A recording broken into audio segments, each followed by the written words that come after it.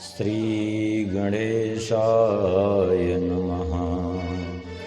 श्रीसरस्वत्यै नमः।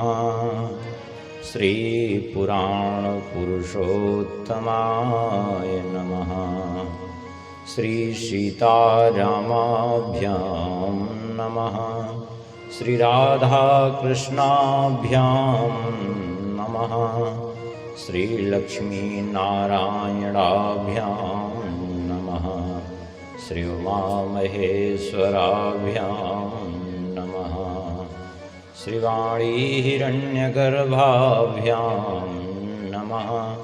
श्रीशचीपुरन्दराभ्यां नमः। श्रीनर्मदायै नमः। श्रीसिद्धिबुद्धिसहिताय श्रीमन्महागणाधिपतये नमः। ॐ नमः परमहंसास्वादितचरणकमलचिन्मकरन्दाय भक्तजन्मानसनिवासाय श्रीरामचन्द्राय वागीसाद्या सुमनसः सर्वार्थानामुपक्रमे यं नत्वा कृतकृत्या सुस्तं नमामि गजाननम्। अखण्डमण्डलाकारं व्याप्तं येन चराचरं तत्पदं दर्शितं येन तस्मै श्रीगुरुवे नमः। दिव्याभापरिपूरिताङ्गममलं ध्यानस्थितं सर्वदा नित्यं भक्तिविभावितं मुनिवरं शास्त्रादिसञ्चिन्तकम् भक्तिज्ञानसुधाविभूतहृदयं वस्त्रं च शुभ्रं धृतं वन्देऽहं करुणाकरं शशिनिभं श्रीहर्षणं सद्गुरुं। दोर्भिर्युक्ता चतुर्भिस्फटिकमणिमयीमक्षमालां दधाना हस्तेनैकेन पद्मं सितमपि च शुकं पुस्तकं चापरेण भासा कुन्देन्दुशङ्खस्फटिकमणिनिभा भासमाना समाना सा मे वाग्देवतेयं निवसतु वदने सर्वदा सुप्रसन्ना। अञ्जनानन्दनं वीरं जानकीशोकनाशनं कपीशमक्षहन्तारं वन्दे लङ्काभयङ्करम्। रामं रामानुजं सीतां भरतं भरतानुजं सुग्रीवं वायुसूनुं च प्रणमामि पुनः पुनः। नमोऽस्तु रामाय सलक्ष्मणाय देव्यै च तस्यै जनकात्मजायै। नमोऽस्तु रुद्रेन्द्रयमानिलेभ्यो नमोऽस्तु चन्द्रार्कमर्दगणेभ्यः। कान्तिश्रितामृषतिनिन्दितशारदेन्दुर्यत्रैकतो विलसतामसिताङ्गशोभाम् वृन्दावनेऽपि कृतयामुनगाङ्गसङ्गं श्रीराधामुकुन्दयुगलं तदहं नमामि। यं प्रव्रजन्तमनुपेतमुपेतकृत्यं द्वैपायनो विरहकातर आजुहाव पुत्रेति तन्मयतया तरवोऽभिनेदुस्तं सर्वभूतहृदयं मुनिमानतोऽस्मि। नारायणं नमस्कृत्य नरं चैव नरोत्तमं देवीं सरस्वतीं व्यासं ततो जयमुदीरयेत्। भक्तभक्ति भगवन्त गुरु चतुर्नाम वपुएक इनके पद वंदन किए नासे विघ्न अनेक। गौरी गणेश महेश हरि रवि सुख शारद व्यास संत गंग गायत्री गुरु नमन करत प्रभुदास। चार युगन में भक्त जे तिनके पद की धूरी, सर्वसु सिर धरि राखी हों मेरी जीवन मोरी। श्री हरिजू आय विराजिए सुनहु कथा इतिहास, तुम श्रोता भागवत के तो पदरज हम दास। तुम पीछे जो और हो श्रोता हैं रस खान, तिनके सकल मनोरथ पूर्वो श्री भगवान। गोविंद जय जय गोपाल जय जय, जय जय गोपाल जय जय, राधा रमण हरि गोविंद जय जय, राधा रमण हरि गोविंद जय जय, गोविंद जय जय गोपाल जय जय, गोविंद जय जय गोपाल जय जय, राधा रमण हरि गोविंद जय जय, राधा रमण हरि गोविंद जय जय, श्री राम जय जय रघुवीर जय जय, श्री राम जय जय रघुवीर जय जय, सीतारमण श्री रघुनाथ जय जय, सीतारमण श्री रघुनाथ जय जय, श्री राम जय जय रघुवीर जय जय, श्री राम जय जय रघुवीर जय जय, सीतारमण श्री रघुनाथ जय जय, सीतारमण श्री रघुनाथ जय जय, गोविंद जय जय गोपाल जय जय, गोविंद जय जय गोपाल जय जय, राधा रमण हरि गोविंद जय जय, राधा रमण हरि गोविंद जय जय, राधा रमण हरि गोविंद जय जय, राधा रमण हरि गोविंद जय जय, श्री वृंदावन बिहारी लाल की, श्री राधा श्याम सुंदर भगवान की, श्री सिद्ध सदन बिहारी बिहारणी जू की, श्री कनक भुवन बिहारी बिहारणी जू की, श्री हृदय बिहारी बिहारणी जू की, श्री राधा कृष्ण भगवान की, श्री नर्मदेश्वर महादेव भगवान की, श्री दुर्गा मैया की, श्री भागवत भगवान की, श्री सुखदेव भगवान की, श्री व्यास भगवान की, श्री सूत जी महाराज की, श्री परीक्षित जी महाराज की, समस्त सौनकादि ऋषियों की, श्री सद्गुरुदेव भगवान की, सब संतन की, सब भक्तन की, सब विप्रन की, गौ माता की, सत्य सनातन धर्म की, जय जय श्री सीताराम, जय जय श्री राधेश्याम। नमः पार्वती पतये हर हर महादेव। हरिशरणम। परम मंगलमय परात्पर अखिलेश्वर, अकारण करुणावरुणालय भक्तवांछा कल्पतरु, भगवान की महती कृपा करुणा से माँ नर्मदा जी के इस पावन क्षेत्र में और भगवान श्री राधा कृष्ण के, भगवान नर्मदेश्वर जी के, माँ दुर्गा जी के पावन सानिध्य में, आश्रम परिकर में और परम पूज्य संत ब्रह्मलीन श्री सुरेंद्र गिरि जी के इस पावन पुण्यतिथि महोत्सव के उपलक्ष्य में हम लोग भगवान के चरित्रों का श्रीमद् भागवत जी के माध्यम से श्रवण कर रहे हैं। कल तक के प्रसंग में श्रवण किए थे भगवान वेदव्यास जी ने मंगलाचरण करके भागवत प्रारंभ किया। ऋषियों ने प्रश्न पूछा, सूत जी ने उसका उत्तर दिया। किस प्रकार से श्रीमद् भागवत का लेखन भगवान वेदव्यास जी ने किया और किस प्रकार से श्री सुखदेव जी को उसका अध्ययन कराया, वो सब श्रवण किया। और उत्तरा जी के गर्भ में पल रहे शिशु रूप में परीक्षित जी की रक्षा भगवान ने की और द्वारिका पधारे। यहाँ तक की कथा कल के प्रसंग में श्रवण कर चुके हैं। आगे भगवान श्री व्यास जी वर्णन कर रहे हैं। श्री शौनक जी कहते हैं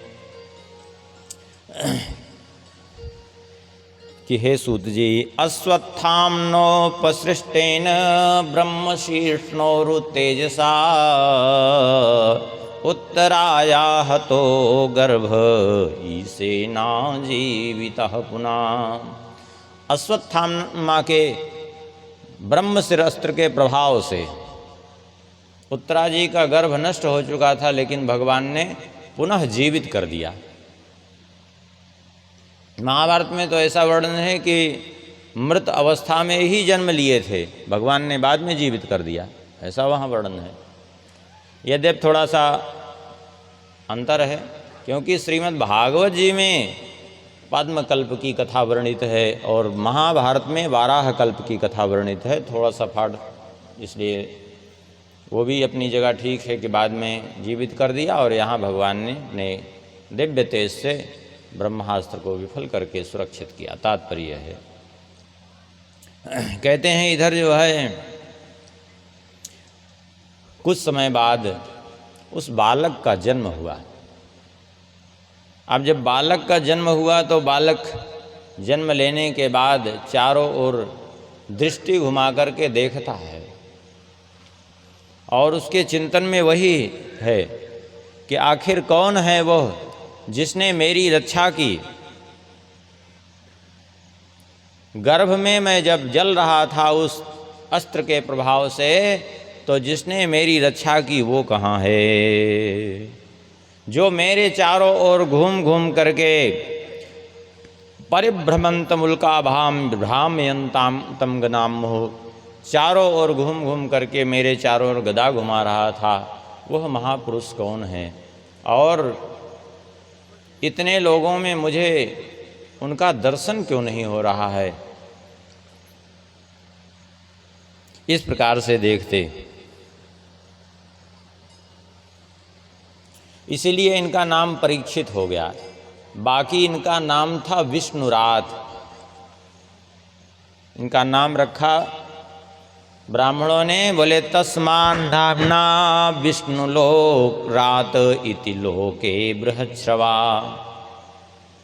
इनका नाम विष्णुरात होगा। क्यों? बोले रातो अनुग्रहार्थाय विष्णुना प्रभु विष्णुना, स्वयं भगवान के द्वारा इनकी रक्षा की गई है गर्भ में, इसलिए भगवान के द्वारा रक्षित होने के कारण इनका नाम विष्णुरात रखा।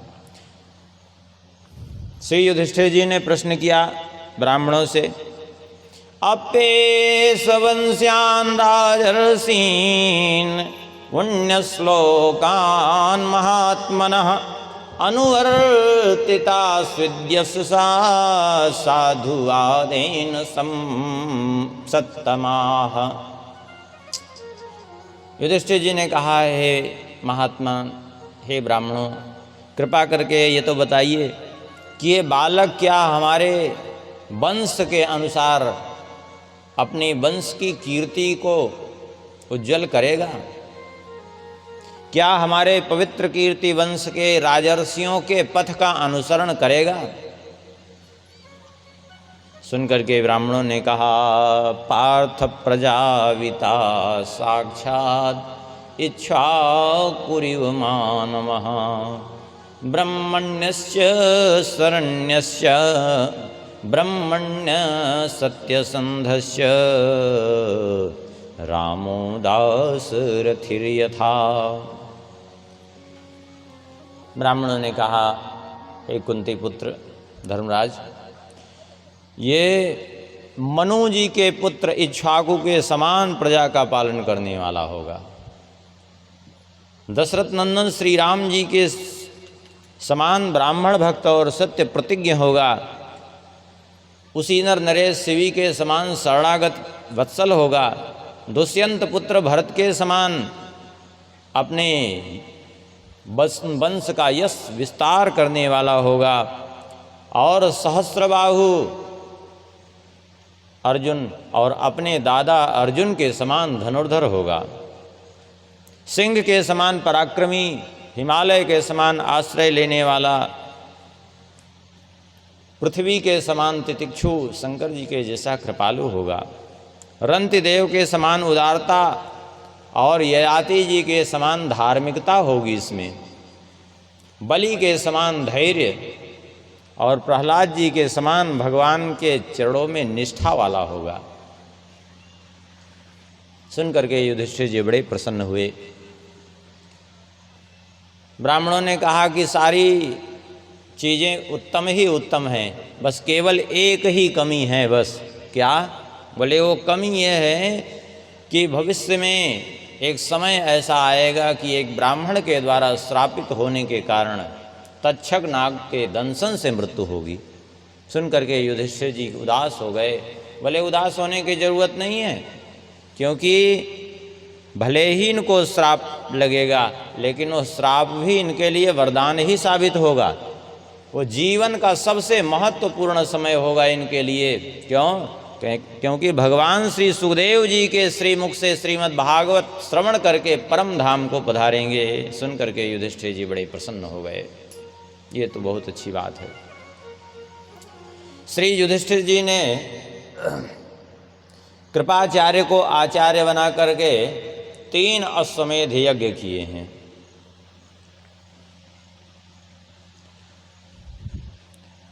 महाभारत में तो वर्णन है कि अश्वमेध यज्ञ 3 नहीं 1 किया, लेकिन दक्षिणा 3 गुनी ब्राह्मणों को दी तो 3 का फल प्राप्त हुआ। धन ले आए। राजा मरुत के यज्ञ से बचा हुआ जो धन था, हिमालय के पार्श्व भाग में पड़ा हुआ था, उसको लेकर के आए, उसी से सारा यज्ञ संपन्न हुआ। धीरे धीरे समय व्यतीत होता रहा। आगे कहते हैं विदुरस्तीर्थ यात्रायाम मैत्रेयादात्मनो गतिम ज्ञात्वागाधास्तिनपुरम तयावाप्त विभीषिता। विदुर जी गए थे तीर्थ यात्रा में, लौट करके आ गए। महाभारत युद्ध के समय ही चले गए थे। यद्यपि महाभारत के अनुसार, महाभारत ग्रंथ के अनुसार नहीं गए थे और भागवत के अनुसार गए थे, इसलिए फिर वही समझ लीजिए कि वहाँ वाराह कल्प की कथा और यहाँ पाद्मकल्प की कथा है, इसलिए संदेह नहीं करना चाहिए। अर्थात पाद्मकल्प में गए थे और उसमें नहीं गए थे, दोनों ही बात सही है अपनी जगह। बड़े प्रसन्न हुए सुनकर, आए देख करके पांडवों ने इनका बड़ा स्वागत सत्कार किया। और युधिष्ठिर जी ने कहा आपने हमारी जीवन भर रक्षा की, कहाँ रहे इतने दिन, कहाँ कहाँ आपने विचरण किया, सब कृपा करके बताइए। सारी बातें बताई है। और एक दिन की बात है, श्री विदुर जी महाराज एकांत में पहुँचे धृतराष्ट्र के पास, और धृतराष्ट्र से विदुर जी ने कहा एक बात बताइए, पांडव आपका अच्छी प्रकार से ध्यान तो रखते हैं, किसी प्रकार का कोई कष्ट तो नहीं है? बोले नहीं, कोई कष्ट नहीं है। अरे पांडव तो हमारा इतना ध्यान रखते हैं, इतनी सेवा करते हैं कि हमारे दुष्ट पुत्रों ने कभी हमारी इतनी सेवा नहीं की जितनी पांडवों ने की। अच्छा, और बोले भीमसेन? अरे बोले भीमसेन तो क्या कहना है, हमारे पीछे ही लगे रहते हैं दिन रात, खूब सेवा करते हैं। युधिष्ठिर तो बिना हमसे पूछे कोई कार्य भी नहीं करते। सत्य ही था कि युधिष्ठिर जी बिना उनसे आज्ञा लिए, भले ही सम्राट थे युधिष्ठिर जी, लेकिन बिना उनकी आज्ञा के कोई कार्य नहीं करते थे। सारी सेवा अपने हाथ से युधिष्ठिर जी क्या करते थे। इतना जबकि उनके साथ अत्याचार हुआ था, फिर भी धन्य है युधिष्ठिर जी, धन्य है पांडव। इसीलिए भगवान इनके पीछे पीछे घूमे, ऐसे थोड़े ही घूमे कि दूध बन गए, सारथी बन गए। इनकी महानता देख करके ही भगवान पीछे लगे रहे। देखिए हम अपना जीवन सुधार लें, हम अपना चरित्र सुधार लें तो भगवान को बुलाना नहीं पड़ेगा, भगवान स्वयं चले आएंगे। और हम अपना जीवन यदि ठीक ठाक नहीं रखें, ईर्ष्या द्वेष भरे रहें, तो भगवान को फिर चाहे जितना प्रसन्न करते रहिए, भगवान को बिल्कुल कोई नहीं प्रसन्न कर सकता। भगवान को बाहरी कोई आडंबर से चाहे प्रसन्न कर ले तो संभव ही नहीं है। वे सब जानते हैं अंतर हृदय की बात।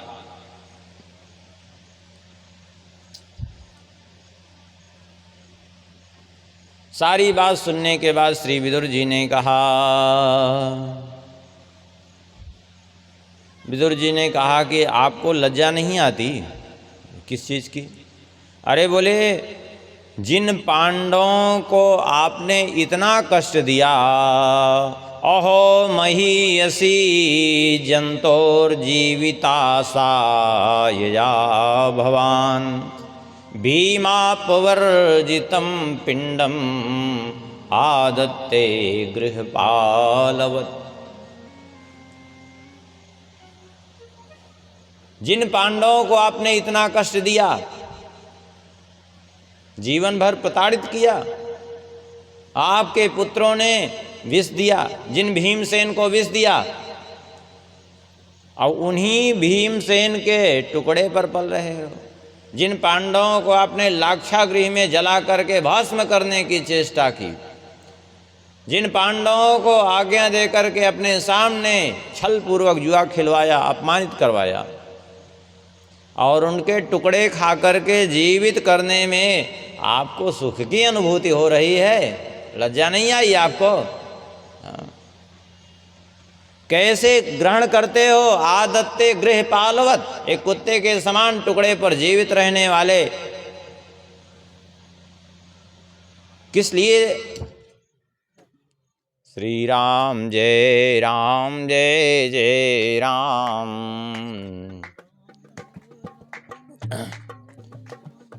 सीताराम जय सीताराम, सीताराम जय सीताराम, सीताराम जय सीताराम, सीताराम जय सीताराम, सीताराम जय सीताराम, जय सीताराम, सीताराम जय सीताराम, सीताराम जय सीताराम।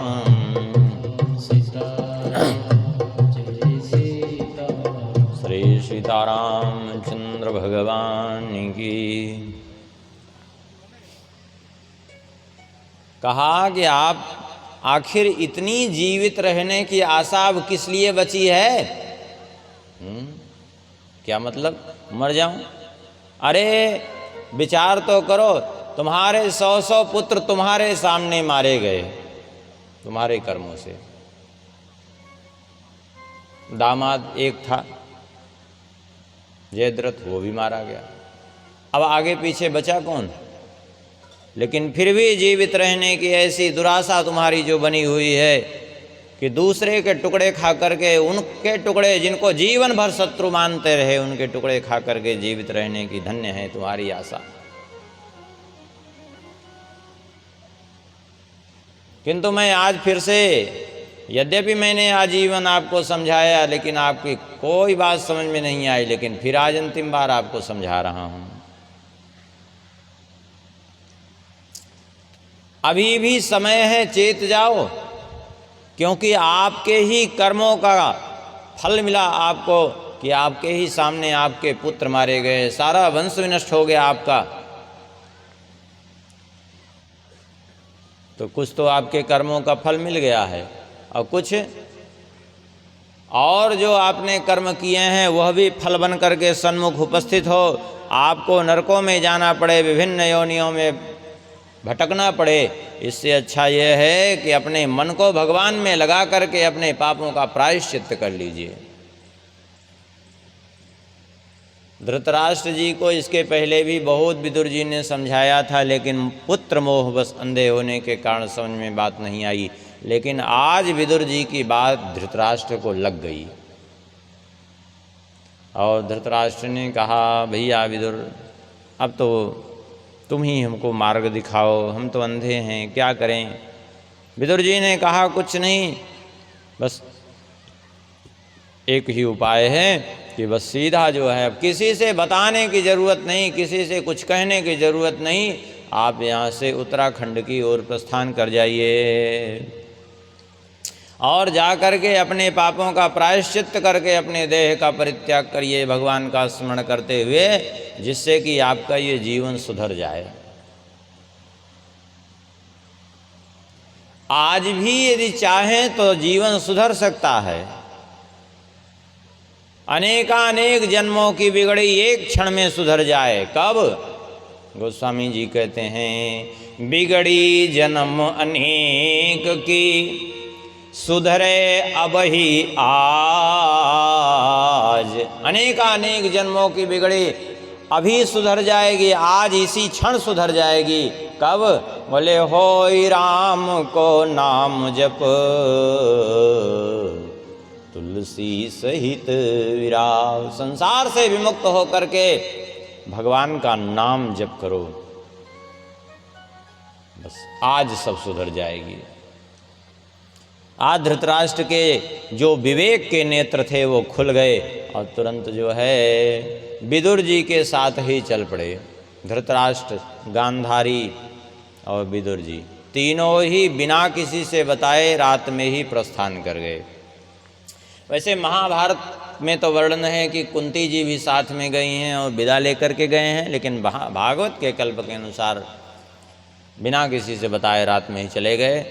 प्रातःकाल श्री युधिष्ठिर जी स्नान करके संध्या वंदन आदि करके, नित्य का उनका नियम था, जाकर के प्रणाम करते थे माता गांधारी को और धृतराष्ट्र को। जब प्रणाम करने गए तो वहाँ नहीं देखा, बड़े दुखी हुए।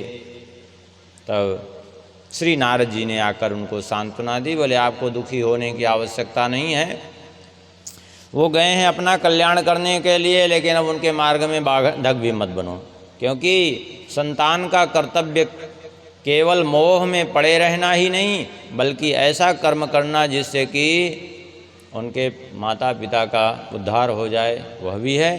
तो वो अपना उद्धार करने के लिए गए हैं, उनको जाने दो, अब तुम चिंता मत करो, क्योंकि उनके जीवन के मात्र 7 ही दिन बचे हैं। नारद जी ने ऐसा जब समझाया, युधिष्ठिर जी का मन शांत हुआ। इधर धृतराष्ट्र, गांधारी सब ने जाकर के एक वन में तपस्या करना प्रारंभ कर दिया।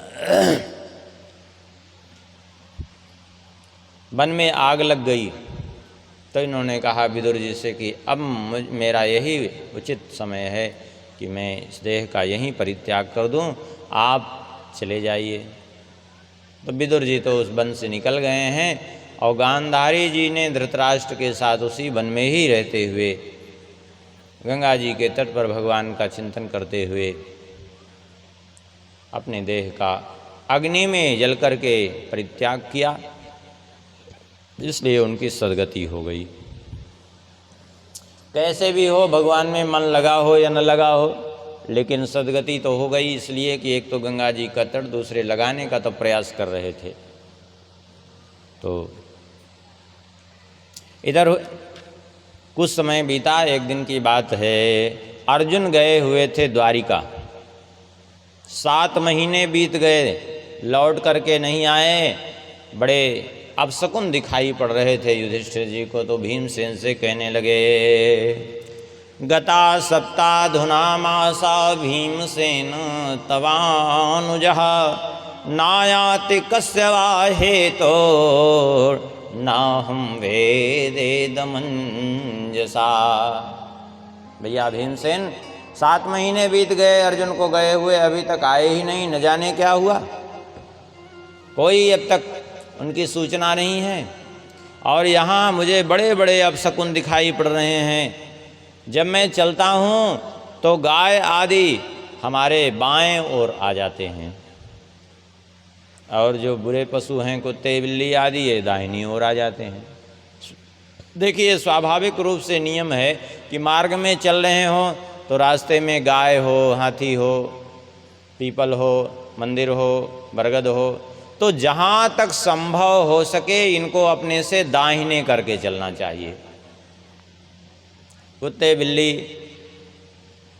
सूअर गधे आदि हों तो इनको बाएं करके चलना चाहिए। शास्त्रीय विधान यही है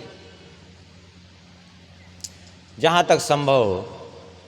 अब जहाँ संभव ही नहीं है, मान लिया अब पीपल का पेड़ तो है लेकिन अब आपकी बाईं ओर ऐसी जगह है कि दीवार के सामने खड़ा है तो दीवार थोड़े ही लांघेंगे, फिर तो व्यवस्था है, तो जहाँ व्यवस्था है वहाँ की बात अलग है। संभव जहाँ तक हो प्रयास करना चाहिए। सारी स्थितियाँ ही अलग होती जा रही हैं। जब मैं मंदिर दर्शन करने जाता हूँ तो देव विग्रह अर्थात देव मूर्तियाँ रोती हुई दिखाई पड़ती हैं, उनके नेत्रों से आंसू निकलते हुए दिखाई पड़ते हैं। ये सब बड़े बड़े अपशकुन हो रहे हैं। बछड़े गैयों का दूध नहीं पी रहे हैं, गैयों के थन से दुग्ध के बजाय रक्त की धार निकलने लगती है। न जाने क्या होने वाला है, कुछ समझ में ही नहीं आ रहा है। इधर सोच ही रहे थे तब तक अर्जुन लौट करके आए।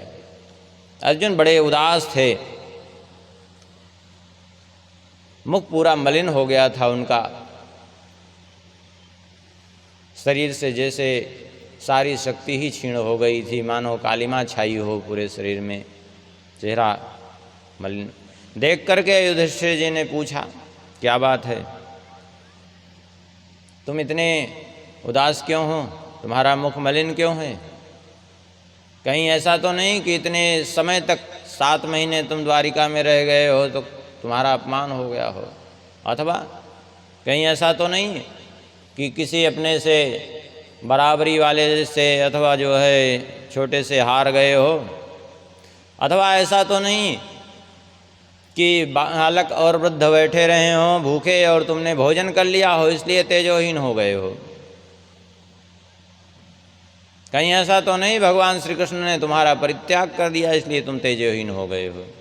सुन करके अर्जुन ने रोते हुए कहा, वंचितो हम महाराज हरिणा बंधुरूपिणा एन में परतम तेजो देव विस्मापनम महत्। कहा है महाराज सत्य यही है कि मैं ठगा गया। ठगा गया? बोले हाँ, किसके द्वारा?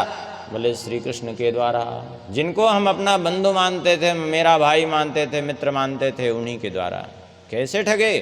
श्री कृष्ण कैसे किसी को ठग सकते हैं? बोले बात यही है सत्य। कैसे?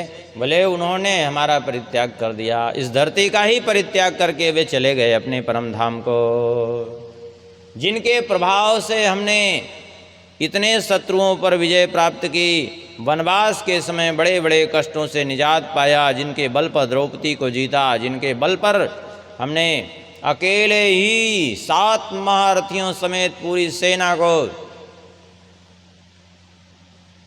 मत्स्य देश में अर्थात विराट नगर में हराया था, और जिनका सहारा लेकर के हमने इतना बड़ा युद्ध जीता महाभारत का, और उन्होंने हमारा परित्याग कर दिया, वे चले गए।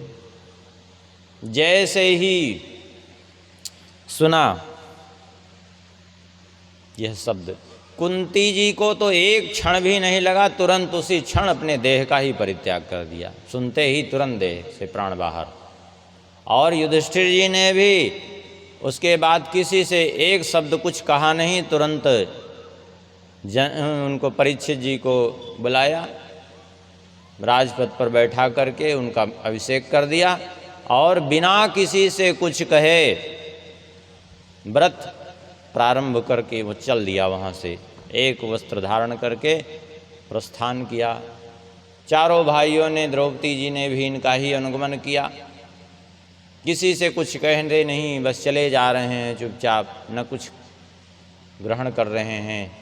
सब अन्न जल परित्याग करके तीर्थों में भ्रमण करते हुए उत्तर दिशा की ओर प्रस्थान किया, जिसको महाप्रयाण कहते हैं, महाप्रस्थान। कि ऐसे ही अन्न जल परित्याग करके चलते चलते जहाँ भी अपने प्राण छूट जाएं। बस ये उत्तर दिशा की ओर बढ़ते गए, बद्रिकाश्रम पहुँचे। भगवान नर नारायण के क्षेत्र में वहाँ दर्शन करके भगवान वेदव्यासी को प्रणाम किया, सरस्वती नदी पार करके आगे बढ़े और फिर वहीं से कुछ दूर चल करके आगे धीरे धीरे एक एक करके पहले द्रौपदी का, फिर सहदेव का, फिर नकुल का, फिर अर्जुन का, फिर भीमसेन का, एक एक करके सबका शरीर छूटता गया। युधिष्ठिर जी बचे। युधिष्ठिर जी सदैव परम धाम को पधारे हैं। देवराज इंद्र उनको रथ पर बिठा करके ले गए हैं। इस प्रकार से जो है युधिष्ठिर जी का परम धाम गमन हुआ है पांडवों के साथ में। इधर परीक्षित राज्य करने लगे हैं। उत्तर की पुत्री इरावती के साथ इनका विवाह संपन्न हुआ। 4 पुत्र हुए इनके। जन्मेजय आदि कृपाचार्य को आचार्य बना करके इन्होंने भी 3 अश्वमेध यज्ञ किए। और एक दिन की बात है, इनको सूचना मिली कि हमारे क्षेत्र में कलयुग का प्रवेश हो गया। विचार आया चलो कम से कम इसी बहाने दिग्विजय करने के लिए निकलेंगे तो कलयुग भी कहीं ना कहीं भेंट हो ही जाएगी। तो दिग्विजय के लिए निकले और चलते चलते पहुंच गए कहाँ? बोले सरस्वती नदी के तट पर पहुंच गए। वहाँ जाकर के एक विचित्र दृश्य इन्होंने देखा कि एक बैल और एक गाय दोनों बातचीत कर रहे थे आपस में। और बैल के 3 पांव टूटे हुए थे, एक पांव पर खड़ा हुआ था। बैल कोई सामान्य बैल नहीं था, बैल के रूप में साक्षात धर्मराज थे, साक्षात धर्म। तो धर्म ने पृथ्वी देवी से कहा, पृथ्वी देवी गौ माता के रूप में थी, रुदन कर रही थी। पृथ्वी देवी से कहा कच्चिद भद्रेणामयमात्मनस्ते भिक्षाया सिम्लायते सन्मुखेन आलक्ष्ये भवती मंतराधिम दूरे बंधुम सोचसी कंचनाम्ब। अरे कल्याणी, तुम रुदन कर रही हो, कुशल से तो हो, तुम्हारा मुख इतना मलिन क्यों हो गया है? तुम श्रीहीन क्यों हो रही हो? जैसे तुम्हारा कोई निकट सगा संबंधी प्रदेश चला गया हो, इसलिए उसकी चिंता कर रही हो। अथवा तुम इसलिए चिंतित हो गई हो कि अब ये कलयुग का समय आ गया और इस कलयुग में जो है शूद्र वर्ण का, दुष्ट लोगों का राज्य होगा तुम्हारे ऊपर। अथवा तुम मुझे देख करके तो चिंता नहीं कर रही हो कि मेरे 3 पांव टूटे हुए हैं। अथवा तुम ऐसे लोगों के बारे में सोच सोच करके तो नहीं रुदन कर रही हो कि अब के मनुष्य जो होंगे कलयुग में वे प्रायः राक्षसी स्वभाव के ही होंगे, बल्कि राक्षसों से भी गई गुजरी स्थिति होगी। ना तो बालक सुरक्षित होंगे, ना स्त्रियां सुरक्षित होंगी, ना तो प्रजा सुरक्षित होगी, इसलिए तुम दुखी हो। अथवा तुम इसलिए दुखी हो कि भगवान श्री कृष्ण अपनी लीला स्मरण करके परम धाम को चले गए हैं।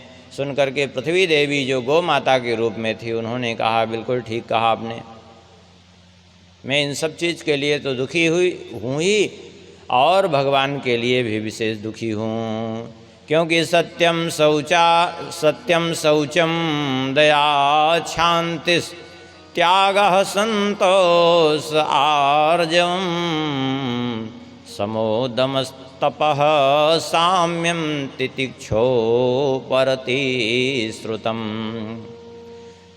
जिन भगवान में सत्य, पवित्रता, दया, क्षमा, त्याग, संतोष, सरलता, साम, दम, तप, समता, तितिक्षा, उपरति, शास्त्र विचार, ज्ञान, वैराग्य, ऐश्वर्य, वीरता, तेज, बल, स्मृति, संतता, कौशल, कांति, धैर्य, कोमलता, निर्भीकता, विनय, शील, साहस, उत्साह, बल, सौभाग्य, गंभीरता, स्थिरता, आस्तिकता, कीर्ति, गौरव, निरहंकारिता, ये सारे अप्राकृत गुण जिनमें विद्यमान थे, वे भगवान अपनी लीला स्मरण करके चले गए। जब मेरे ऊपर अपने चरणों को रखते हुए विचरण करते थे तो उनके चरण जिनमें वज्रांकुश, ध्वजा आदि के चिन्ह हैं, जब वे मेरे ऊपर पड़ते थे तो मैं कृतकृत्य हो जाती थी। मैं अपने आप को कृतार्थ मानती थी, लेकिन लगता है मुझे ही अभिमान हो गया था, इसलिए मैं उनसे वंचित हो गई, उनके चरणों से वंचित हो गई। ये बातचीत कर रहे थे तब तक देखा परीक्षित जी ने एक और दृश्य कि एक श्री राम जय जय राम,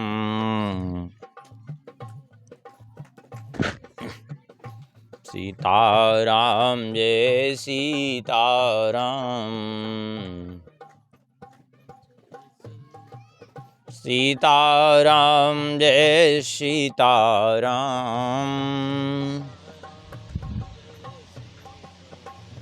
सीताराम जय सीताराम,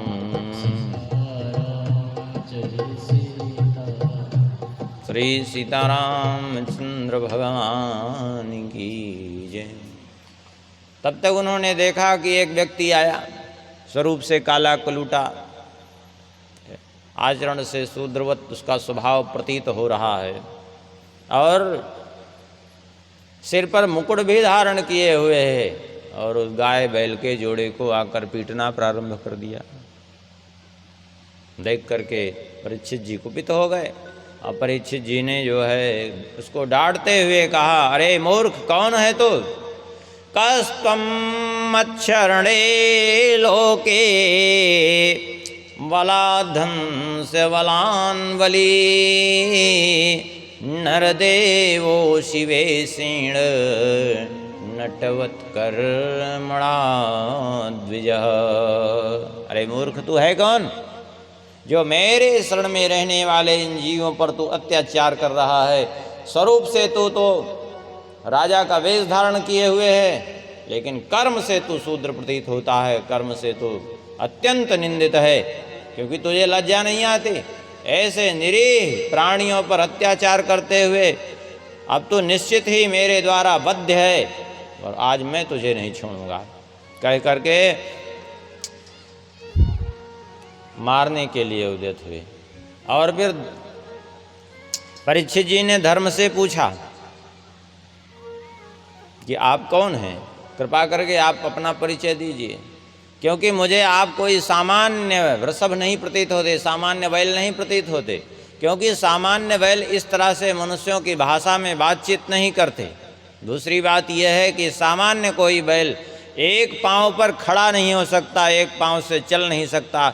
आप एक पांव पर खड़े हैं, एक पांव से चल रहे हैं, तो सामान्य तो नहीं है, ये तो बात पक्की है।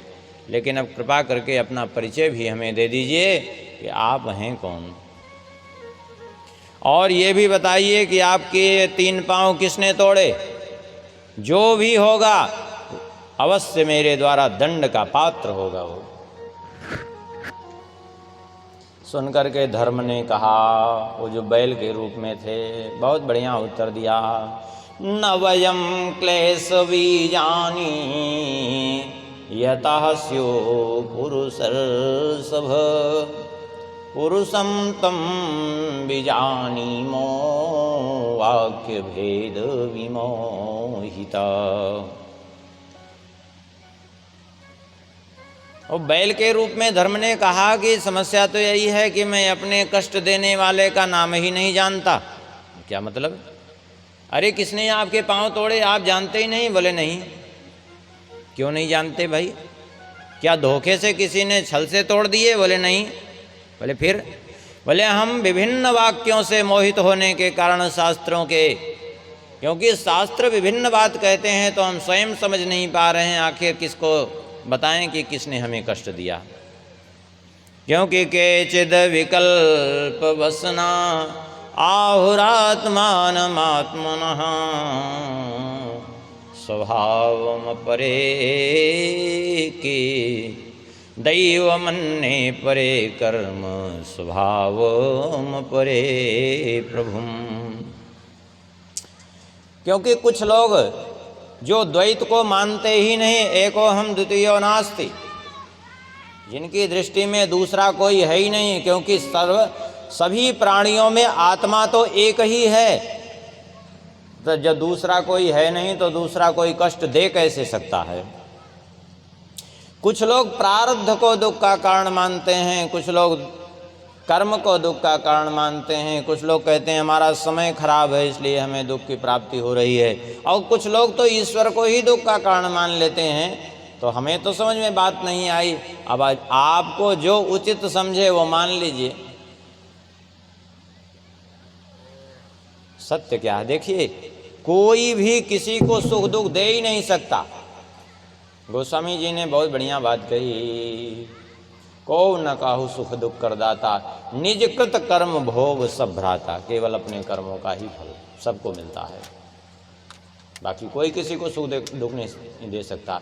यदि आपके कर्म न हो तो स्वयं देवताओं की भी सामर्थ्य नहीं है किसी को कष्ट दे दें, और आपका कर्म यदि आपके पुण्य प्रबल नहीं है तो कोई देवता किसी को सुख नहीं दे सकते, और यदि आपका पाप प्रबल नहीं हुआ तो कोई देवता भी आपको दुख नहीं दे सकती। ये बात पक्की है, समझ लीजिए। किसी की सामर्थ्य नहीं है। जो कुछ भी प्राप्त होता है वो कर्म से प्राप्त होता है, क्योंकि भगवान ने सारी सृष्टि का निर्माण किया और भगवान ने इसका नियम ही यही निर्धारित कर दिया, कर्म प्रधान विश्व करि राखा, जो जस करई सो तस फल चाखा। जैसा जो करता है उसको उसी कर्म का फल मिलता है। तो हम नहीं जानते कि किसने हमें कष्ट दिया।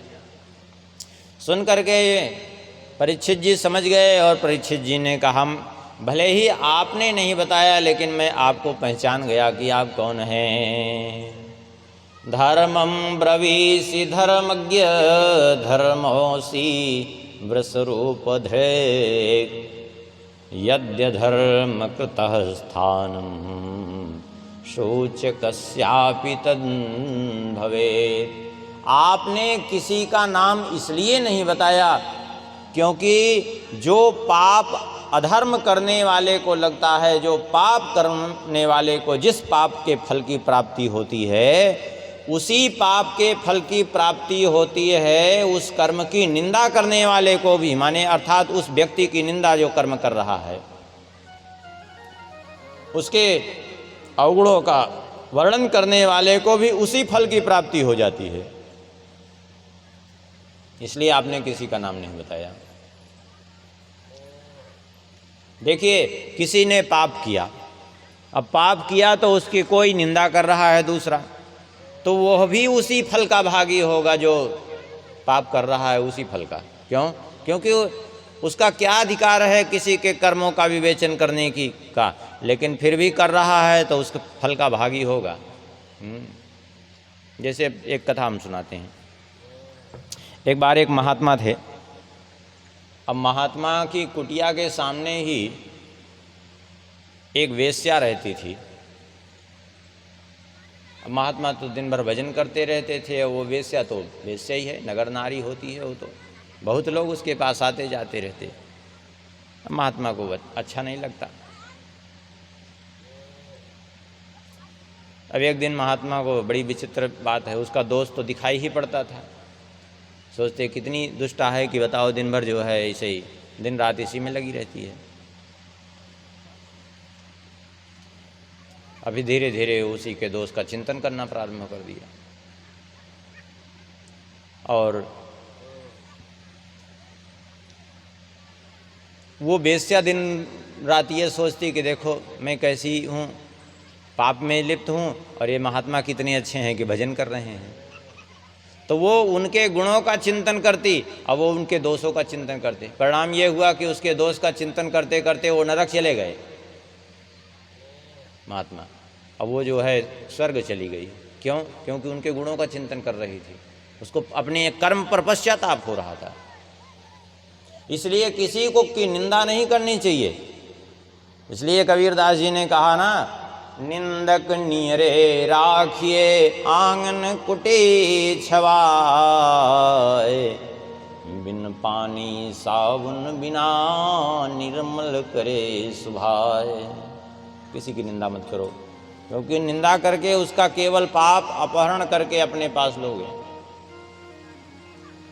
वैसे यदि अपनी कोई निंदा करने वाला हो तो सबसे बड़ा हितैषी है, समझ लो, क्योंकि निंदक से बढ़कर के कोई हितैषी नहीं। संसार में सबसे ऊंचा स्थान किसका है? माँ का। माता से ऊंचा स्थान किसी का नहीं है, क्योंकि बच्चे के मल को भी अपने हाथ से धोती है। हर प्रकार से बच्चा चाहे माँ के प्रति कितना भी कठोर व्यवहार करे, लेकिन माँ कभी जो है बच्चे के प्रति कठोर व्यवहार नहीं करती।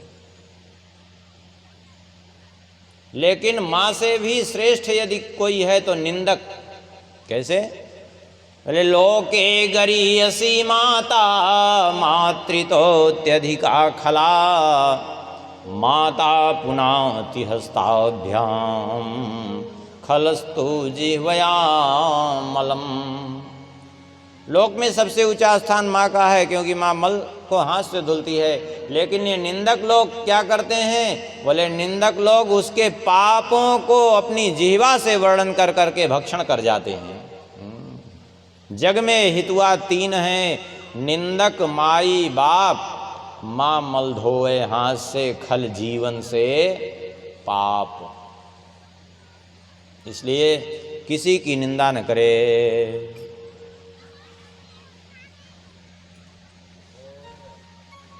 वैसे सृष्टि के लिए बड़े सफल हैं ये निंदक।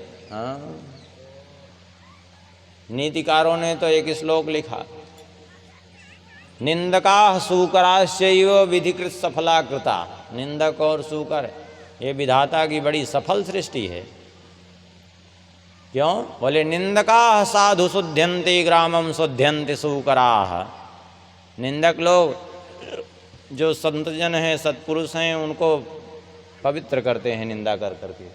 हाँ, और सूकर जो है गांव को शुद्ध करते हैं। पहले लोग शौचालय लोगों के पास नहीं रहते थे, गांव में लोग खेत में जाते, मल त्याग करके आते और थोड़ी देर में ही सूकर साफ करके फुर्सत कर देते। हाँ? ऐसे ही निंदक लोग सारे पापों को नष्ट कर देते हैं। एक संत हुए श्री चरणदास जी महाराज। ये श्री सुखदेव जी महाराज के शिष्य हुए, श्री चरणदास जी महाराज। श्री सुखदेव जी ने, अभी बहुत पुरानी बात नहीं, 18वीं शताब्दी में प्रकट होकर के इनको मंत्र दीक्षा प्रदान की थी, श्री कृष्ण मंत्र की। वे श्री चरणदास जी महाराज, उनका एक ग्रंथ है भक्ति सागर। बहुत बढ़िया एक उन्होंने पद लिखा है निंदकों के संबंध में।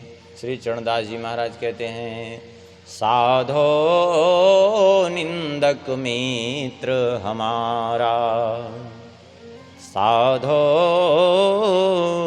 निंदक मित्र हमारा, निंदक को निकटे ही राखो, हो न देऊ न्यारा, साधो निंदक मित्र हमारा।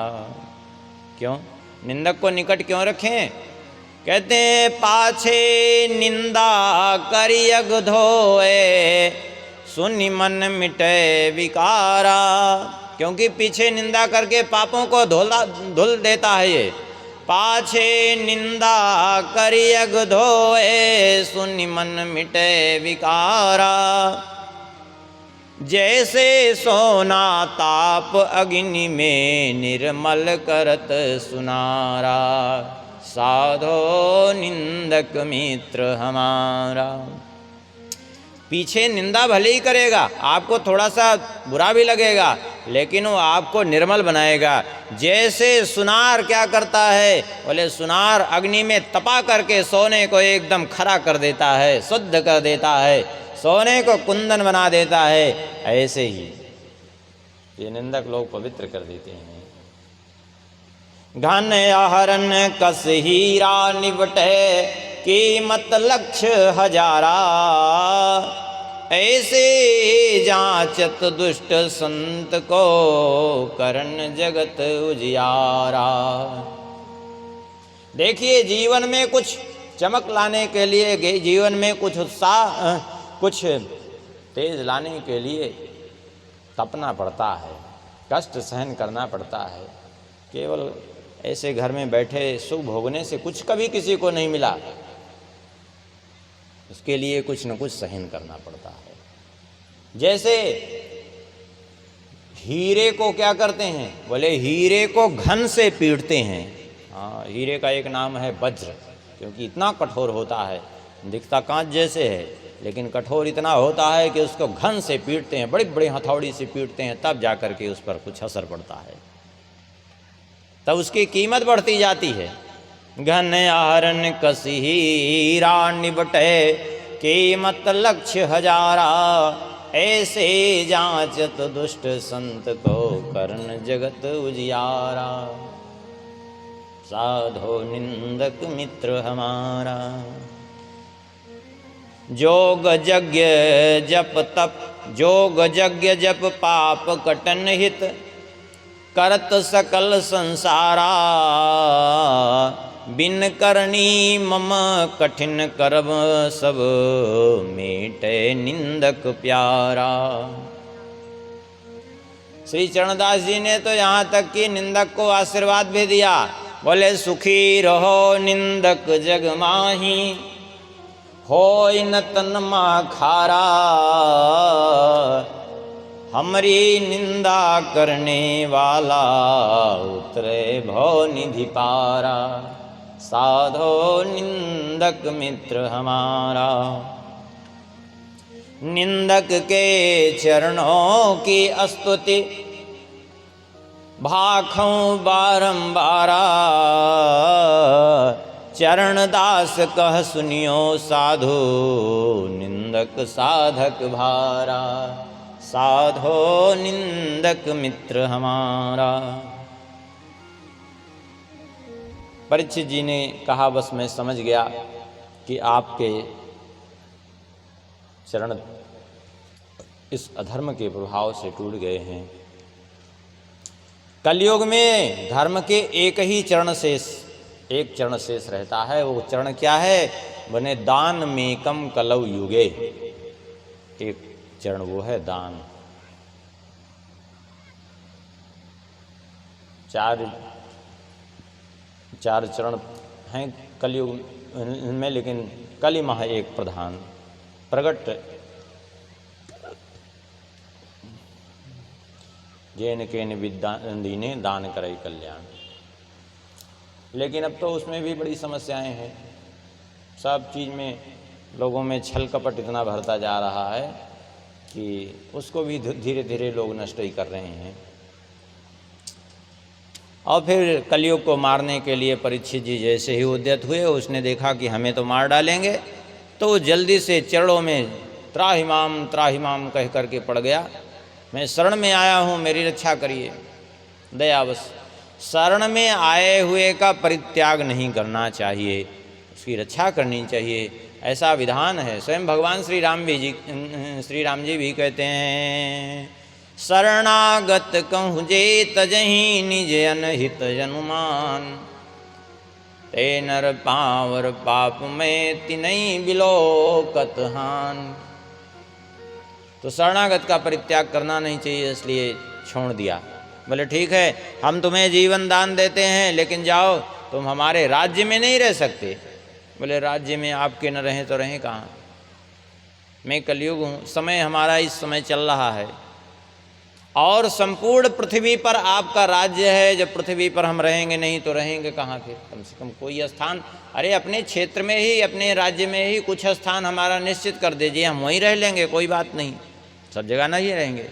ठीक है, 4 स्थान दे दिया। द्यूतम पानम स्त्रियः सूना, यत्राधर्मस्य तुर्विधा। 4 स्थान दिए, बोले जाओ इन 4 जगहों पर रहो जहाँ जुआ खेला जाता हो। आज से जितने जुआड़ी हैं वे तुम्हारे अधिकार में, वे तुम्हारी प्रजा हैं। जितने मदिरा पान करने वाले हैं वो तुम्हारे अधिकार में हुए। जहाँ मदिरा पान किया जाता हो वहाँ जाओ रहो। जितने परस्त्रीगामी हैं और जो स्त्रियां परपुरुषगामी हैं उनके पास चले जाओ, वे तुम्हारे अधिकार में। और जितने हिंसक प्रवृत्ति के हैं, हिंसा केवल किसी को मारने मात्र से नहीं, 3 प्रकार से हिंसा होती है, मन से, वाणी से, क्रिया से। मन ही मन किसी का अनिष्ट करने की चेष्टा कर रहे हैं तो समझ लो कि कलयुग आपके अंदर प्रवेश कर जाएगा, निश्चित बात समझ लो। अथवा वाणी से ही किसी को अपशब्द कह रहे हैं, गाली दे रहे हैं। वाणी से भी कभी भी किसी के प्रति अपशब्द का प्रयोग नहीं करना चाहिए। भगवान ने ये जिह्वा दी है, वाणी प्रदान की है। अरे करना है तो भगवान का गुणगान करिए, भगवान का नाम लीजिए, किसी को सही शब्द कहिए, किसी को गाली तो मत दीजिए। किसी के साथ दुर्व्यवहार करना तो दुर्व्यवहार है ही है, और किसी को गाली दे रहे हैं तो क्या वो गलत नहीं हुआ क्या? वो भी गलत ही हुआ। भले ही आपने शरीर से उसके साथ नहीं किया, लेकिन वाणी से तो कर दिया कि नहीं कर दिया। लोग आजकल खूब किसी की भी माँ बहन को भी गाली देने लगते हैं। अब आपने उसकी माँ को गाली दिया, मान लिया, चलो आपने शरीर से उसके साथ दुष्कर्म नहीं किया, लेकिन वाणी से कर दिया कि नहीं कर दिया। और जब वाणी से कर दिया तो पाप लगेगा ही लगेगा, ऐसा मत सोचिए कि नहीं लगेगा। फिर आपको वही गति प्राप्त होगी जो एक व्यभिचारी को प्राप्त होती है। ऐसा नहीं कि वाणी से जो मन में आवे। आजकल तो दशा ऐसी हो गई है, लोग कहते हैं साइकिल का पहिया और जो है आदमी की जबान दोनों बराबर ही हो गई है, चलती रहती है वो हमेशा। इससे बचने का प्रयास करें। उसने कहा 4 स्थान बताए तो, लेकिन सब खराब ही खराब हैं। थोड़ा सा हम इस समय के कम से कम राजा हैं, कलयुग हैं, थोड़ा सा एक स्थान तो अच्छा दे दीजिए। भाई तो ठीक है, कोई बात नहीं, एक स्थान तुम्हें दिया, स्वर्ण सोना। प्रसन्न हो गया। और फिर एक दिन परीक्षित जी शिकार खेलने के लिए जो है जब निकले, स्वर्ण मुकुट धारण किए हुए थे, बस अवसर देख करके उसी में प्रवेश किया इसने।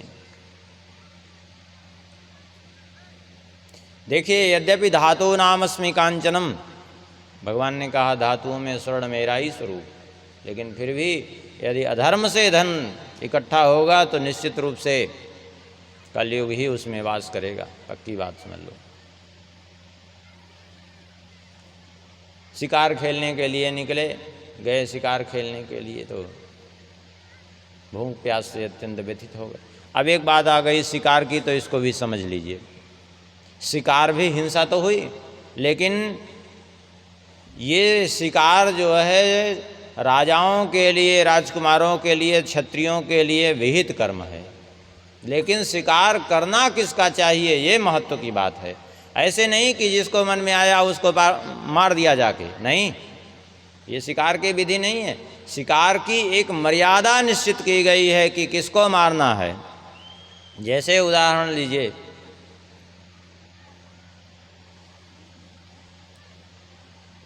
पशु हैं जिनका शिकार करने गए, तो ऐसे नहीं कि सभी पशुओं को मारना है। किन पशुओं को मारना है उसका शास्त्र विधान करता है। जिन पशुओं के दांत टूट गए हैं, मान लिया मांसभक्षी पशु हैं, सिंह हैं, व्याघ्र हैं, ये सब पशु हैं, अब इनके दांत टूट गए हैं, अभी किसी का शिकार कर नहीं सकते, इनकी भूखों मरने की नौबत आ गई है। और जो भूखे मर रहे हैं तो वे सोचते हैं कि इससे अच्छा कोई हमको मार देता तो कम से कम ये भूखे मरने से तो हम छूट जाते, एक बार में मर जाते। रोज ये तड़प के जो मर रहे हैं इससे तो छूट जाते।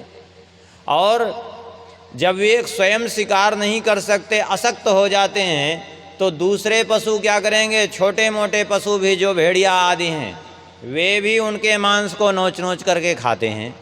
अब पता चला कि कोई मान लिया सिंह व्याघ्र हैं, अब उनके दांत टूट गए, अब वे शिकार स्वयं कर नहीं सकते, तो दूसरे पर हमला नहीं कर सकते। और जो दूसरे पर हमला नहीं कर सकते, दूसरे को मार नहीं सकते, अशक्त हो चुके हैं, वृद्ध हो चुके हैं, तो उनकी वृद्धावस्था का दुरुपयोग, पता चला कोई भेड़िया गया, अब भेड़िया कभी उसका पैर नोचेगा तो कभी उसका पेट नोचेगा। तो ऐसे एक एक अंग नोच नोच करके उसको रोज खाएगा, तो तो ज़्यादा पीड़ा होगी कि नहीं। इससे अच्छा वो सोचता है कि कोई मार देता तो ही ठीक था। तो ऐसे पशुओं का शिकार करना है।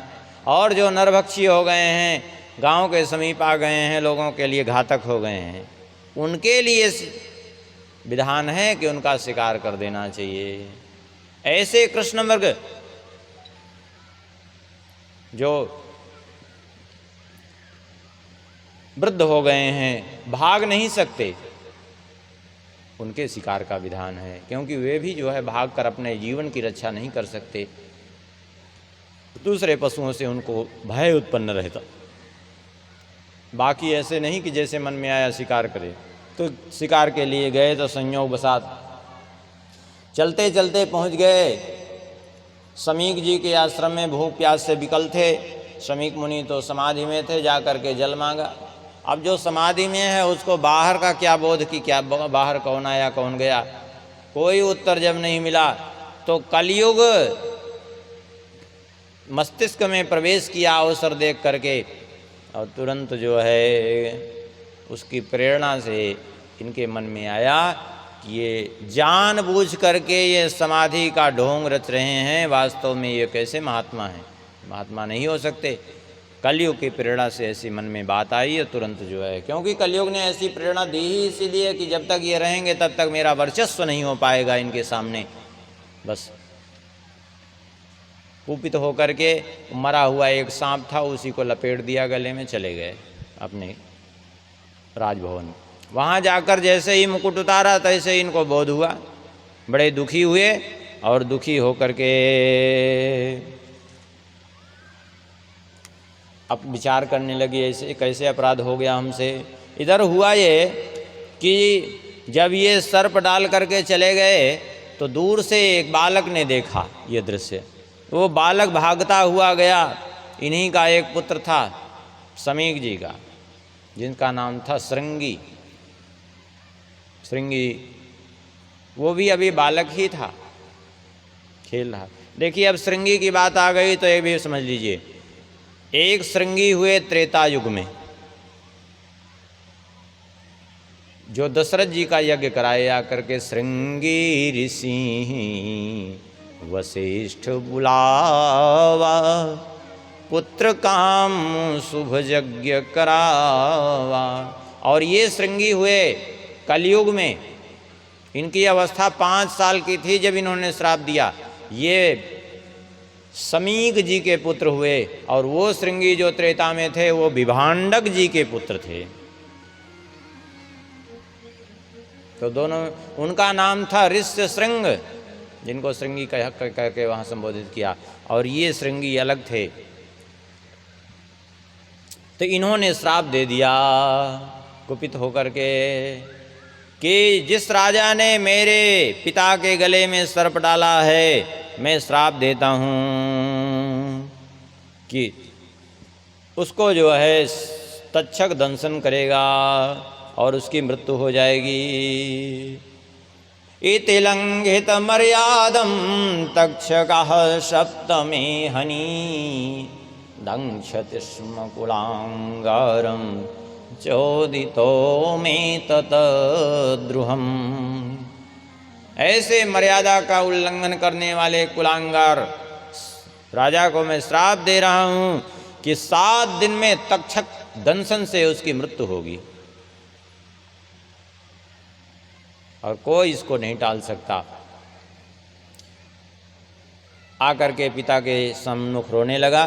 तब तक पिता की समाधि समीक जी की खुली। पूछा क्या बात है, रो क्यों रहे हो? तो उसने सारी बात बताई और श्राप की भी बात बताई। तो परीक्षित जी के श्राप की बात सुनकर के बड़े दुखी हो गए। तुमने क्या किया? परीक्षित जैसे धर्मात्मा को तुमने श्राप दे दिया, ये ठीक नहीं किया। एक गौरमुख नाम के ब्राह्मण को भेजा, जो उन्हीं का शिष्य था समीक जी का।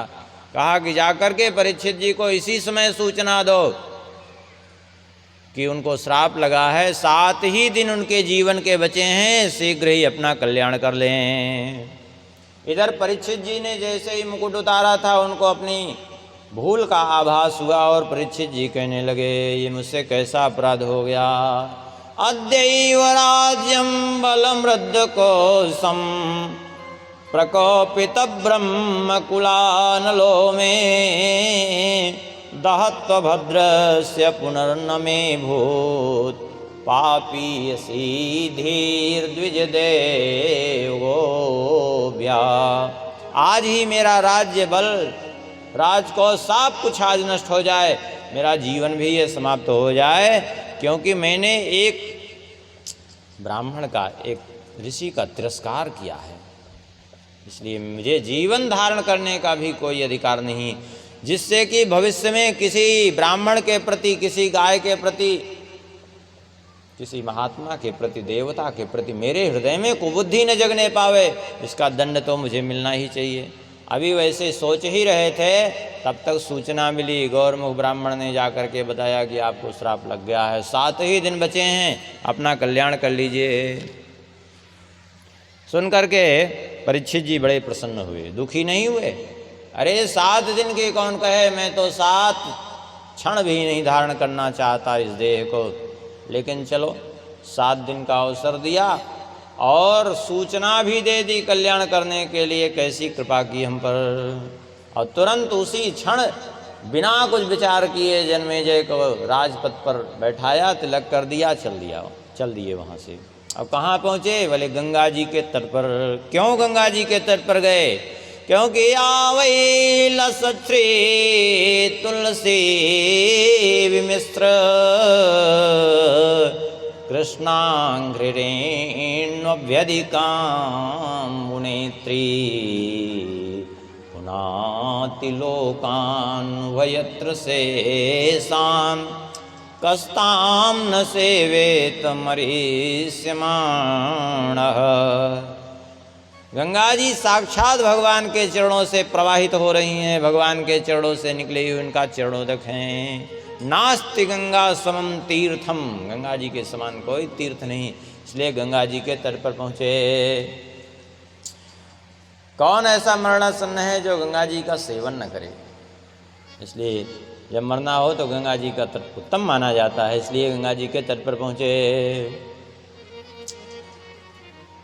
अभी पहुँचे ही थे, तब तक बड़ों से ऋषि महर्षि अत्रि, वशिष्ठ, च्यवन, शरद्वान, अरिष्ट, नेमि, भृगु, अंगिरा, पराशर, विश्वामित्र, परशुराम, उदत्य, इंद्र, प्रमद, इद्मबाहु, मेधातिथि, देवल, आश्रयण, भारद्वाज, गौतम, पिप्पलाद, मैत्रेय और कवश, अगस्त जी, भगवान वेदव्यास जी, भगवान नारद जी, बड़े बड़े ऋषि महर्षि पधारे वहाँ। और सबको देख करके श्री परीक्षित जी ने सबके चरणों में साष्टांग वंदन किया है और वंदन करके कहा हमारा जीवन धन्य हो गया। कौन कहता है कि हमें उस ब्राह्मण कुमार ने श्राप दिया है? नहीं, हमें उस ब्राह्मण कुमार ने श्राप नहीं, श्राप के ब्याज में वरदान प्रदान किया है, हमें वरदान दिया है। क्यों? क्योंकि किसी श्राप का फल ये नहीं होता कि इतने महापुरुषों का, इतने महात्माओं का एक साथ दर्शन हो जाए। ये तो श्राप का बहाना मात्र था हमारे कल्याण के लिए। इतने महापुरुष पधारे, हमारा जीवन धन्य हो गया। अच्छा हुआ श्राप लगा हमें। क्यों? क्योंकि हम राज्य सुख वैभव में रह करके आप सबके चरणोदक से दूर हो गए थे, आपकी चरण धूलि से दूर हो गए थे, इसलिए हमें सन्मार्ग दिखाया, धन्य है। अब तो एक ही जीवन में इच्छा है, जो हमारे बचे हुए 7 दिन शेष हैं, इस समय में द्विजोपसृष्टा कुहकस्तक्षको दश त्वलं गायत विष्णुगाथा। भगवान की कथा हमें सुनाते रहिए, बस एकमात्र यही इच्छा है, और कोई इच्छा नहीं। सुन करके ऋषियों ने कहा आप ठीक हैं, आप बहुत बढ़िया हैं, साधु साधु कह करके प्रशंसा की। और परीक्षित जी ने 2 प्रश्न किए यहाँ। मरने वाले को क्या करना चाहिए और मनुष्य मात्र को क्या करना चाहिए? प्रश्न तो खूब किए दोनों, लेकिन उत्तर किसी ने नहीं दिया। क्यों नहीं दिया उत्तर? इसलिए उत्तर किसी ने नहीं दिया क्योंकि सभी जानते हैं कि यहाँ उत्तर देने वाले अभी आ रहे हैं। अभी उत्तर किसी ने दिया नहीं था। उसी समय तत्राभवद् भगवान व्यास पुत्रो यदृक्षया गामटमानो नपेक्षः अलक्ष्यलिंगो निजलाभतुष्टो व्रतस्य बालैरवधूतवेशः।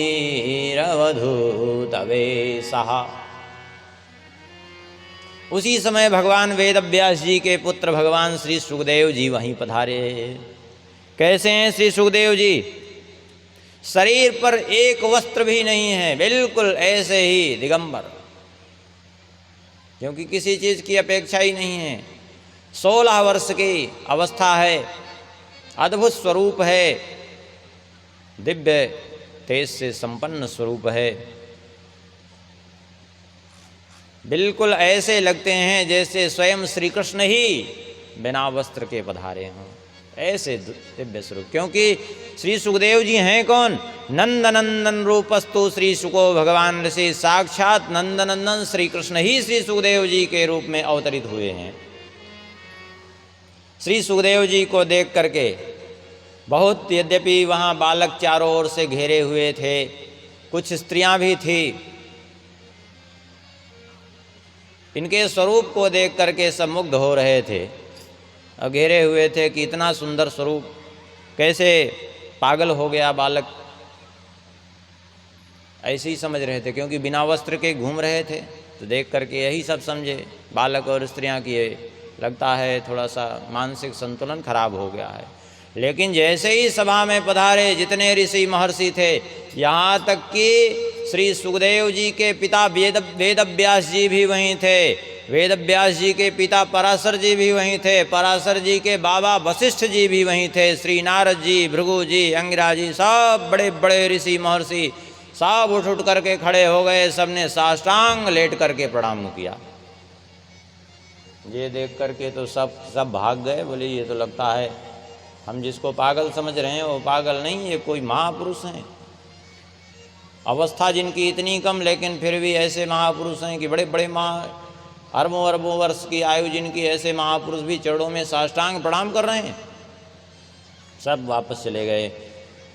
श्री परीक्षित जी ने भी चरणों में साष्टांग वंदन किया और बढ़िया वहाँ सुंदर बालुका की वेदी थी, वहीं सुंदर ऊंचे आसन पर इनको बिठाया गया और श्री परीक्षित जी ने पूजन किया।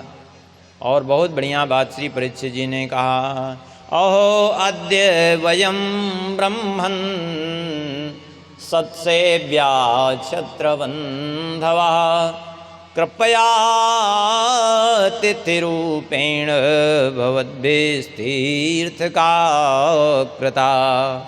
आज हमारा जीवन धन्य हो गया कि मुझ जैसे अधम क्षत्रिय को आपकी सेवा करने का अवसर प्राप्त हुआ, जिनकी स्मरण मात्र से येषां संस्मरणात् पुंसां सद्यः शुद्ध्यन्ति वै गृहा, जिनके स्मरण मात्र से गृहस्थों के घर पवित्र हो जाते हैं, परिवार पवित्र हो जाते हैं। आज कितना बड़ा हमें सौभाग्य प्रदान किया गया कि आज उनके दर्शन का सौभाग्य और उनके चरण प्रक्षालन का सौभाग्य, स्पर्श का सौभाग्य प्राप्त हुआ, पूजन का सौभाग्य, हमारा जीवन धन्य हो गया। आपने पधार करके हमें कृतार्थ कर दिया। और यहाँ भी परीक्षित जी ने वही 2 प्रश्न किए जो ऋषियों से पूछे थे। अब उन प्रश्नों को फिर से एक बार सुन लीजिए। परीक्षित जी ने कहा, अतः पृच्छामि संसिद्धिं योगिनां परमं गुरुं। हे योगियों के परम गुरु, मैं आपसे कुछ पूछ रहा हूँ, उत्तर दीजिए। पहला प्रश्न, पुरुषस्य यत् कार्यं म्रियमाणस्य सर्वथा। जो मरने वाले पुरुष हैं उनको क्या करना चाहिए?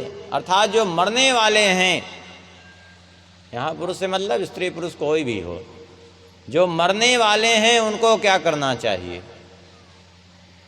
तो ये जितने मरने वाले हैं सभी के लिए ये प्रश्न है। अब जो अमरता की टिकट लेके आए हों उनकी बात अलग है, उनको कोई ज़रूरत नहीं इस प्रश्न की उत्तर जानने की। लेकिन यहाँ वास्तव में मृत्युलोक में तो सभी मरने के लिए ही आए हैं। हम दुनिया भर का स्वप्न भले ही संजोएं कि हम ये बन जाएंगे, हम वो बन जाएंगे। लोग दुनिया भर का स्वप्न संजोते हैं। कोई सोचता है हम IAS अधिकारी बन जाएंगे, कोई PCS अधिकारी बन जाएंगे, कोई कुछ सोचता है, कोई सोचता है हम बहुत बड़े नेता बन जाएंगे। कुछ बनेगा कि नहीं बनेगा, आगे कुछ करेगा कि नहीं करेगा, लेकिन एक बात तो निश्चित है कि एक दिन वो मरेगा, क्योंकि वो सत्य सिद्धांत है, वो निश्चित है। तो जो भी मरने वाले हैं उनको क्या करना चाहिए, ये सभी के लिए प्रश्न है, इसलिए सभी को इसका उत्तर भी समझना चाहिए। दूसरा प्रश्न, यच्छ्रोतव्यमथो जप्यम यत्कर्तव्यम नृभिः प्रभो स्मर्तव्यम भजनीयम वा ब्रूहि यद् वा विपर्ययम्। यच्छ्रोतव्यमथो जप्यम यत्कर्तव्यम नृभिः प्रभो, किसका श्रवण करना चाहिए, किसका जप करना चाहिए, क्या करना चाहिए, किसका स्मरण करना चाहिए, किसका भजन करना चाहिए, क्या करना चाहिए और क्या नहीं करना चाहिए। हाँ, जितना आवश्यक है क्या करना चाहिए, उतना ही आवश्यक है क्या नहीं करना चाहिए। क्योंकि क्या करना चाहिए आधा प्रश्न होगा, क्या नहीं करना चाहिए मिला करके तब पूरा बनेगा प्रश्न। क्योंकि मान लिया किसी को ये मालूम हो गया कि क्या करना चाहिए, और ये नहीं पालन कर रहा है क्या नहीं करना चाहिए, तो उसका किया कराया भी मिट्टी में मिल जाएगा। जैसे मान लिया किसी को शुगर हो गया, डायबिटीज जिसको कहते हैं आजकल, ठीक, किसी को शुगर हो गया।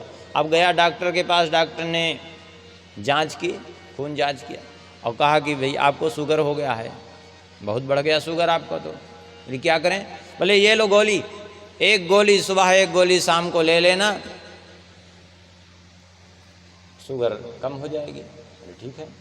अब वो आवे घर लौट करके और एक गोली, एक सुबह एक गोली शाम दवा खाए, और क्या करें।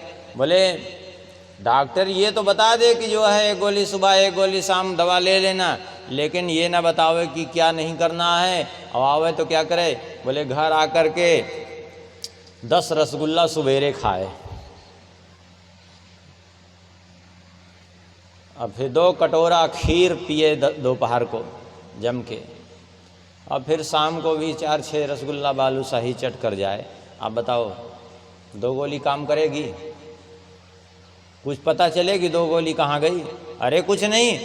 अरे 2 गोली जब शुगर कम करेगी तो 10 रसगुल्ला खा रहे हैं वो कहाँ जाएगा? अरे यदि मीठा ना खाते, गोली ना खाते तो भी चलता, लेकिन मीठा भी खा रहे हैं, गोली भी खा रहे हैं, तो वो गोली भी किसी काम की नहीं होगी। तो ऐसे ही करना क्या चाहिए ये जितना महत्वपूर्ण है, उससे महत्वपूर्ण ये भी है कि क्या नहीं करना चाहिए। आजकल समस्या जीवन में लोगों की इसीलिए है। क्यों? क्योंकि क्या करना चाहिए ये तो करते हैं और उसको कम करते हैं, बल्कि जो नहीं करना चाहिए उसको खूब मन लगा के करते हैं, तो इसलिए समस्या बनी रहती है। एक बूढ़े व्यक्ति थे, देखा, प्रत्यक्ष घटना है। गैया भैंसिया घर में ही थी, यादव शरीर के थे। अब खांसी खूब आ रही थी और ज़बरदस्ती मांग मांग करके दही पीते। अब बताओ खांसी ठीक होगी? अब उनको खूब ला ला के दवा पिलाते। अब बताओ दही पी रहे हैं तो खांसी ठीक होगी? अरे कभी ज़िंदगी में ठीक नहीं होगी, कोई दवाई नहीं काम करेगी। भाई दही पिएंगे तो खांसी कहाँ ठीक होगी? वो तो और खांसी को बढ़ाती है कि नहीं। तो इसलिए आवश्यक है क्या करना चाहिए, उसके साथ क्या नहीं करना चाहिए। सुन करके भगवान श्री सुखदेव जी बड़े प्रसन्न हुए और यहीं प्रथम स्कंद की कथा संपन्न होती है। थोड़ी देर भगवान के नाम का कीर्तन करें, फिर द्वितीय स्कंद में प्रवेश करेंगे। श्री राम